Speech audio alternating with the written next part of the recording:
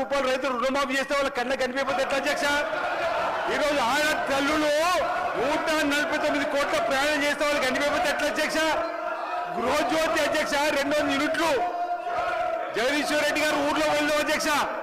పల్లెటూర్లలో 95% గృహజ్యోతి అమలవుతుంది అధ్యక్ష. 200 యూనిట్లు.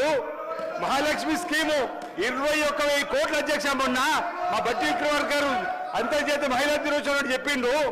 ఎన్ని కార్యక్రమాలు అమలవుతుంటే ఏదో 4 బర్రెల కథ చెప్పుకుంటూ పోతే ఇంకా మేమే ఉన్నామని చెప్పనుకుంటే ఎట్లా అధ్యక్ష? ఈరోజు వాళ్ళు ఊహాలోకంలో ఉన్నారు అధ్యక్ష. ఇంకా వాళ్ళు ఊహాలోకంలో ఉన్నారు. ఇంతకు చెప్పినట్టుగా ఊహాలోకంలో ఉన్నారు అధ్యక్ష.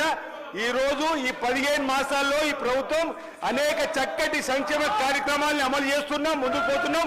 అదే గవర్నర్ గారి ప్రసంగంలో ఉంది అధ్యక్ష. గవర్నర్ గారికి గౌరవీయం చెప్పని కోరుతున్నాం అధ్యక్ష. ఈ సందర్భంగా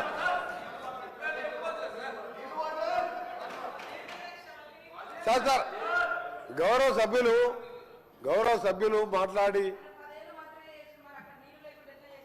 సీదాక గౌరవ సభ్యులు వారు 2013 ఎన్నికల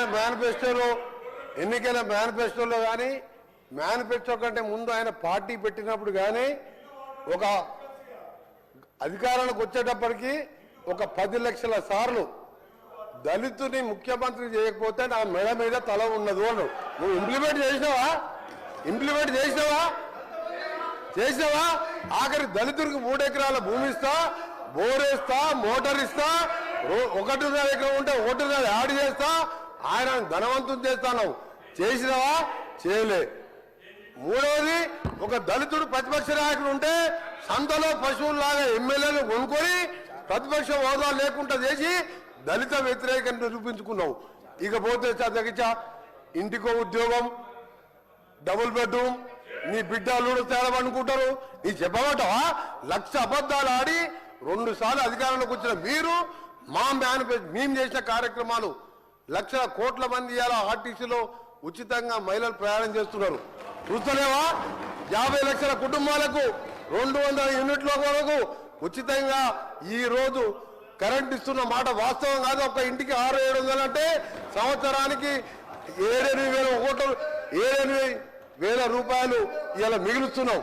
ఇంకా చేసే కార్యక్రమాలు ఉన్నాయి. ఇప్పుడే మా సోదరుడు చెప్పినట్టు, శ్రీనివాస్ గారు చెప్పినట్టు 21 కోట్లు మన జిల్లాలో ఎన్ని వచ్చిన లెక్క వెళ్తే ఆ సభ్యునికి 2 లక్షల లోపు మీరు 1,00,000 అని చెప్పి 5 ఇన్స్టాల్మెంట్లో ఇస్తే 20,000 వడ్డీకి సరిపోయిన అధ్యక్ష. అంటే 15 ఏళ్లలో ఇన్ని చేసిన వాళ్ళం. మాకు ఇంకా 3-4 సంవత్సరాల సమయం ఉన్నది. ఇవన్నీ చేసి చూపిస్తాం. తొందరగా పడతావు. అసలు నువ్వు దళిత ముఖ్యమంత్రి కానీ ఇన్ని లక్షల మంది దళితులు మోసం చేసి ఇలా బీసీ కులగణన చేస్తే కేసీఆర్, కేటీఆర్, హరీష్ రావు పార్టిసిపేట్ చేయలే. అంటే మీకు ప్రజల మీద ప్రేమ లేదు.